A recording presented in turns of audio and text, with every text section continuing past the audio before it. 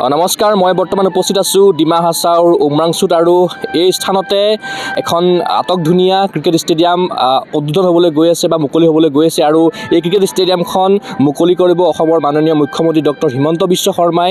মোৰ ভিডিঅ' সহযোগী এটা পৰিৱেশ দেখাব, যিহেতু আৰু কিছু মুহূৰ্তৰ পাছতেই উমৰাংচুত যি নতুনকৈ আটকধুনীয়াকৈ সজাই পৰাই তোলা হৈছে ক্ৰিকেট ষ্টেডিয়ামখন, সেই ষ্টেডিয়ামখনত উদ্বোধনী অনুষ্ঠানত অংশ ল'বলৈ বিভিন্ন লোকৰ বৰ্তমান সময়ত সমাগম ঘটিছে আৰু দেখা পাইছে মোৰ সহযোগী দেখুৱাইছে সমগ্ৰ পৰিৱেশ আৰু সন্মুখত দেখা পাইছে এখন উইকেট আৰু এইখন উইকেটতে আমি যিমান দূৰ গম পাইছোঁ এইখন ইয়াতে 5খন উইকেট থাকিব আৰু বৰ্তমান সময়ত এখন উইকেট সাজু হৈ আছে আৰু যিহেতু মুখ্যমন্ত্ৰী ডাঙৰীয়া আহিব, মুখ্যমন্ত্ৰী ডাঙৰীয়া আহি পেলাই ইয়াতে তেখেতে ক্ৰিকেট ষ্টেডিয়ামখন মুকলি কৰিব আৰু হয়তো এই উইকেটতে তেখেতে হয়তো খেলি পেলাই এই উইকেটখন উদ্বোধন কৰিব। লগতে দেখা পাইছে লোকাৰণ্য হৈ পৰিছে ডিমা হাছাওৰ যি পৰিৱেশ, ডিমা হাছাওৰ কাৰণে সুখবৰ, লগতে অসমবাসীৰ কাৰণেও সুখবৰ, যিহেতু এখন নতুনকৈ ক্ৰিকেট ষ্টেডিয়াম হ'বলৈ গৈ আছে অসমত তথা ডিমা হাছাওত আৰু অসমৰ মাননীয় মুখ্যমন্ত্ৰী ডক্টৰ হিমন্ত বিশ্ব শৰ্মা ডাঙৰীয়াৰ কিছু মুহূৰ্তৰ পাছতেই উদ্বোধন কৰিব ক্ৰিকেট ষ্টেডিয়াম। আমি দেখুৱাই যাম সমগ্ৰ পৰিৱেশ।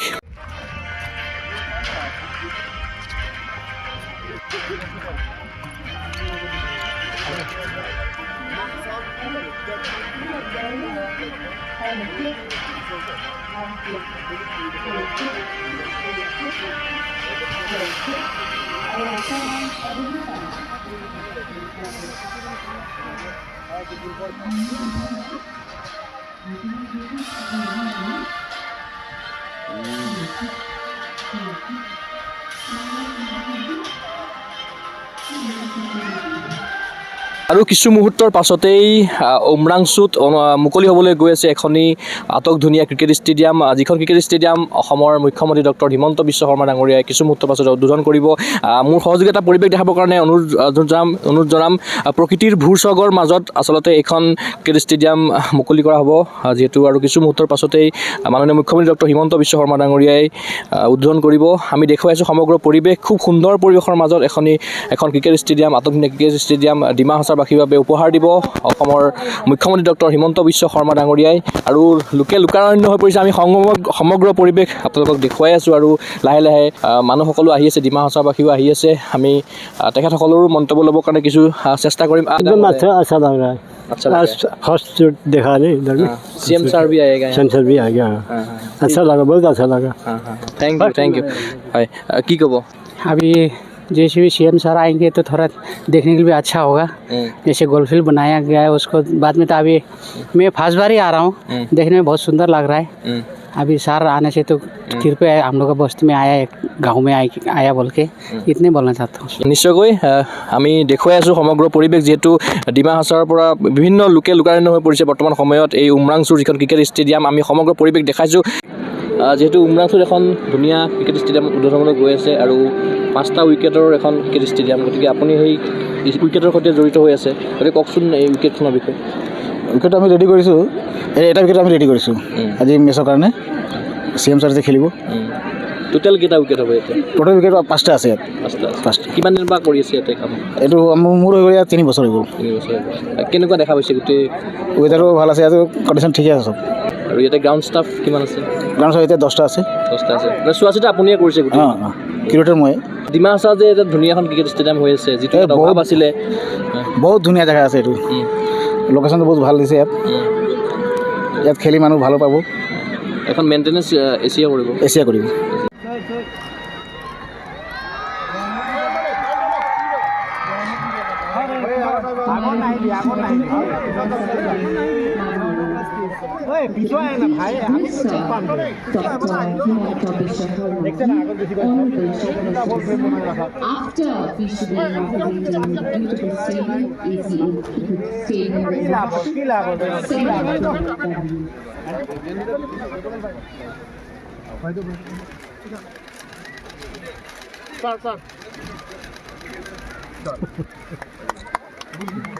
ठीक है।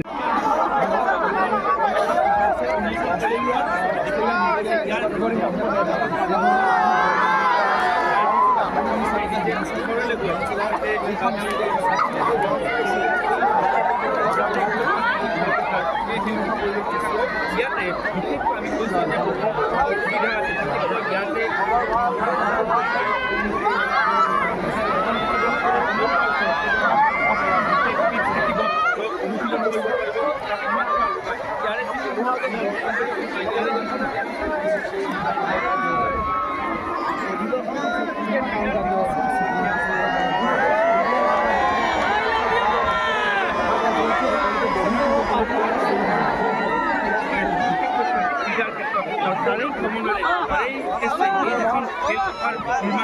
আৰু প্ৰায় 3 কোটিৰো অধিক টকা ব্যয়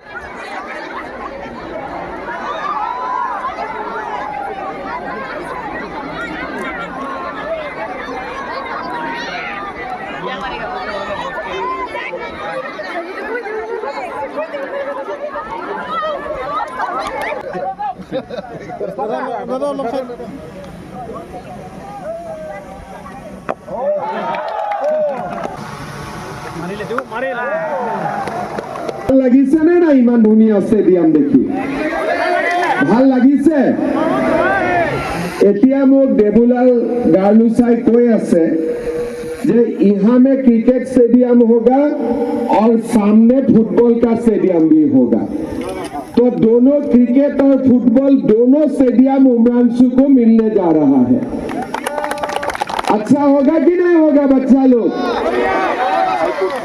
स्टूडेंट्स लोग अच्छा लगा है कि नहीं लगा है बढ़िया अभी मैं 2 बातें बोलूंगा पहले उमरांशु में इतना बढ़िया स्टेडियम बना है अगली साल यहाँ में भारत का जो अच्छा क्रिकेट प्लेयर है ना धोनी से लेके विराट कोहली किसी को लाके यहाँ में हम लोग को एक बढ़िया मैच करना पड़ेगा देखने का मन है कि ना आप लोगों को ठीक है लेकिन जब वो लोग आएगा उनका मन होगा कि रात में उमरांशु में रहने के लिए और मेरा लगता है ये स्टेडियम दिन में जितना अच्छा लगेगा रात में और ज्यादा अच्छा लगेगा इसीलिए मैं देबूलाल जी और हमारा देवजीत सैकिया तरंग जी को बोलूंगा कि यहाँ में फ्लड लाइटिंग का व्यवस्था भी कर दो तब बढ़िया हम लोग रात में भी खेल यहाँ देख पाऊंगा अच्छा होगा कि नहीं होगा